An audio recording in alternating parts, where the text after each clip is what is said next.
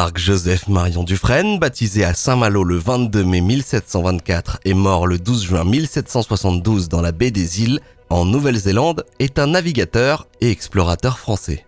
Natifs d'une riche famille malouine, les Marion, ils sont des investisseurs conséquents aux côtés de la famille Majon dans la célèbre Compagnie française des Indes orientales.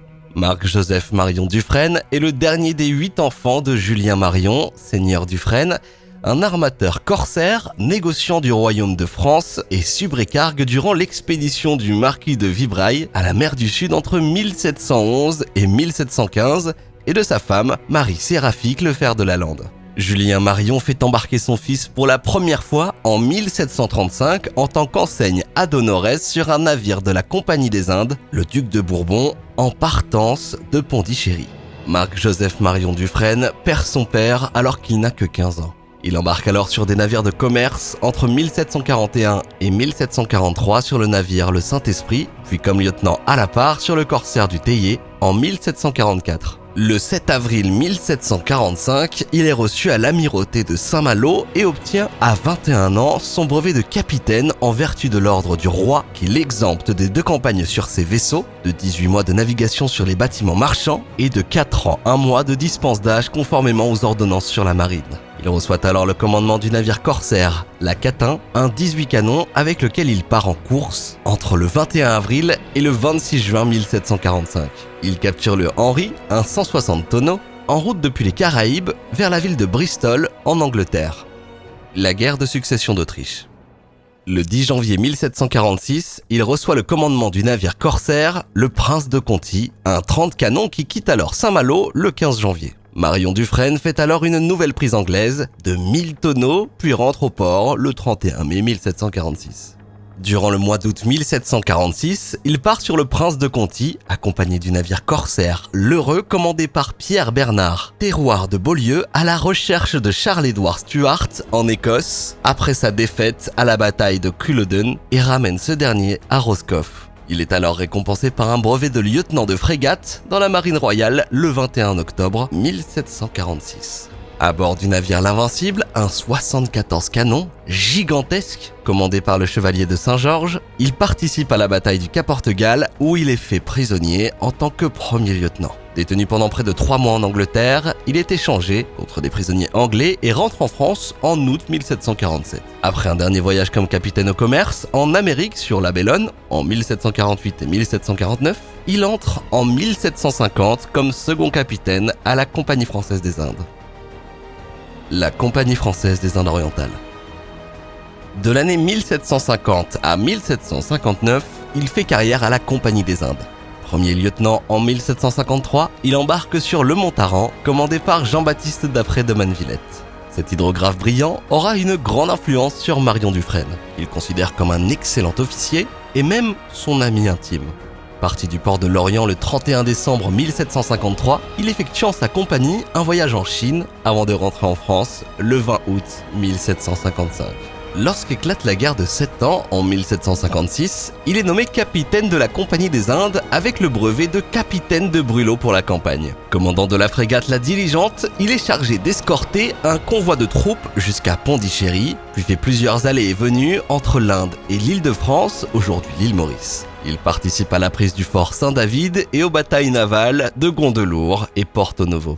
Le 30 octobre 1758, le comte d'Aché, alors vice-amiral du Levant, envoie une lettre depuis l'île de France au ministre de la Marine au sujet de Marion Dufresne. Voici l'avis qu'il s'en faisait. Sujet extrêmement intelligent, bon manœuvrier, bon atout et sur qui on peut compter en toute sûreté. Il reçoit le commandement de la frégate La Licorne, 30 canons, avec laquelle il protège le cabotage entre l'Orient et l'estuaire de la Loire. Le ministre songe à lui confier le commandement d'une escadre complète pour dégager l'estuaire de la Vilaine et permettre la sortie des gros vaisseaux qui s'y étaient réfugiés après la bataille des Cardinaux, mais il doit y renoncer à cause de l'hostilité du corps des officiers. En 1761, Marion Dufresne est fait chevalier de Saint-Louis. La même année, à bord du comte d'Argenson qu'il commande, il conduit l'astronome Alexandre Guy Pingré à l'île de France, d'où le savant rejoint ensuite l'île Rodrigue dans les mers de l'Inde pour observer le transit de la planète Vénus. Cette observation, faite en même temps par des observatoires très éloignés et les calculs qui suivent,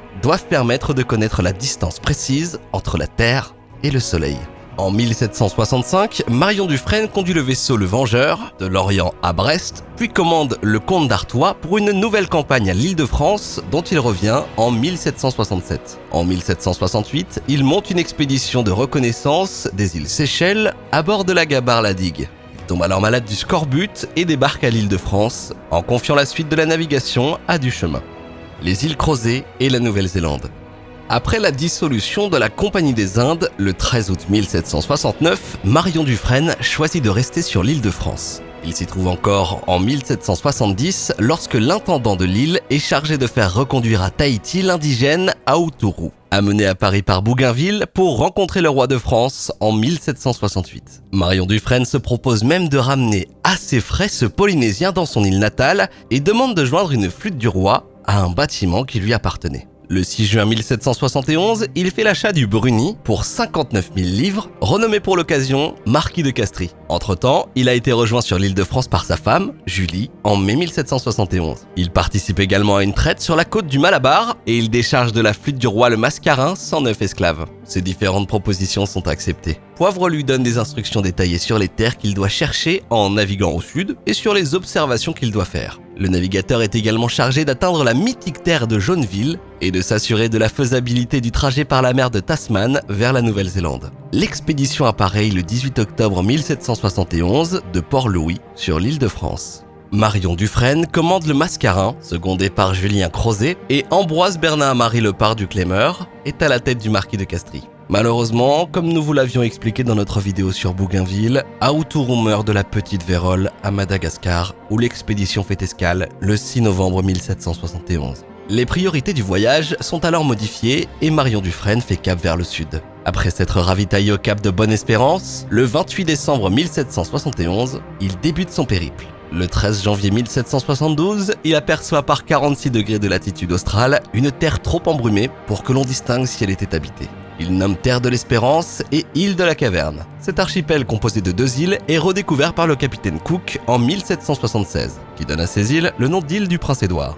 Ces îles découvertes en 1663 par le néerlandais Barend Barendzoenlam et aujourd'hui possession sud-africaine sont restées oubliées en raison d'une mauvaise estimation de leur position. Ce même jour, en raison de la brume, l'entrave du Mascarin aborde le Marquis de Castries dont le mât de misaine s'effondre. Désormais, l'expédition cherche une terre afin d'effectuer des réparations. Les 22 et 24 janvier 1772, Marion Dufresne découvre des îles qu'il nomme îles froides et îles arides, formant un archipel auquel Cook donnera plus tard le nom de Crozet. Il en prend possession en faisant déposer par son second, Julien Crozet, une bouteille contenant un parchemin aux armes du roi de France sur l'île de la prise de possession. Marion Dufresne atteint la baie Frédéric-Henry de la terre de Van Diemen, actuelle Tasmanie, le 3 mars 1772, après 2 mois de navigation.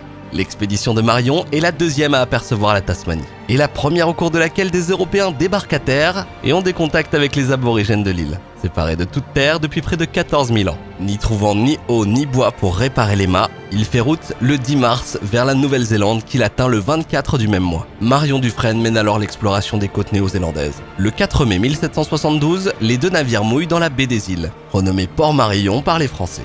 Les premiers contacts avec les Maoris sont plutôt chaleureux et amicaux. Les Français s'établissent pour un temps à Port-Marion, réparent leur bateau, faisant le plein de nourriture, soignant leurs malades du scorbut et faisant du commerce avec les autochtones. Une situation inattendue.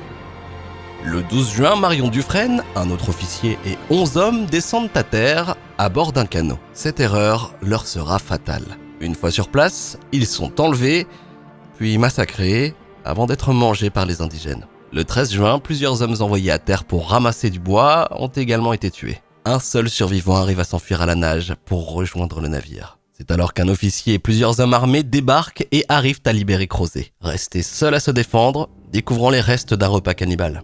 Les causes du massacre des Français qui ont fini mangés par les Maoris seraient dues à une violation involontaire par Marion Dufresne d'un tabou sur une des plages avoisinantes. En effet, les Français ont trouvé l'endroit parfait pour pêcher et ont utilisé la plage alors que des cérémonies sacrées à la suite des noyades des Maoris n'avaient pas encore été accomplies. Une provocation au chef du village local par les chefs du village voisin a également participé à échauffer les esprits. Au total, Dufresne et 24 membres d'équipage ont été tués.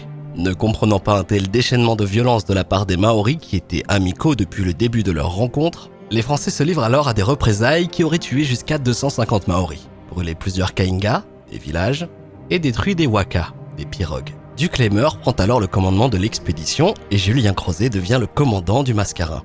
Le 17 juin, une expédition envoyée au village du chef des Maoris pour tenter de retrouver les traces de Marion Dufresne découvre des restes horribles et des indices de pratiques cannibales. Le feu est alors mis au village. Les événements de juillet 1772 ont renforcé l'idée en France que la Nouvelle-Zélande était habitée par des indigènes dangereux et ne justifiait pas une tentative de colonisation.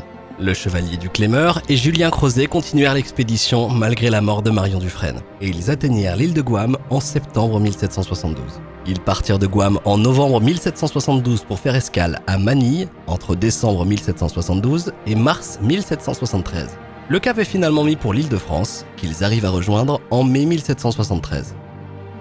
Une diversité française méconnue. L'écrivain australien Edward Wicker, né d'une mère mauricienne d'origine bretonne et d'un père néerlandais, expliqua lors d'une entrevue que l'histoire de Marion Dufresne a été quelque peu oubliée du public français car l'histoire de France est si riche que les connexions entre la France et l'Océanie ne sont pas vraiment quelque chose de frappant pour la majorité des Français. Il ajoute que l'histoire maritime de la Bretagne ou de la Normandie n'intéresse globalement pas les éditeurs parisiens. Malgré les aventures extraordinaires de ces Français qui n'hésitaient pas à parier pour le bout du monde sans même savoir s'ils allaient trouver la mort ou la fortune, les livres d'histoire que l'on étudie à l'école sont quasiment vides de notre histoire géostratégique française, des grandes explorations et des corsaires français. Merci de nous avoir écoutés. Nous espérons que ce nouvel épisode de notre série sur les grands personnages de l'histoire géostratégique française vous a plu. N'hésitez pas, comme toujours, à nous soutenir sur Clippy, à vous abonner, à liker et à nous donner votre avis sur ces voyages dans les commentaires, ainsi qu'à nous faire part de sujets que vous voudriez voir à l'avenir sur la chaîne. À la prochaine!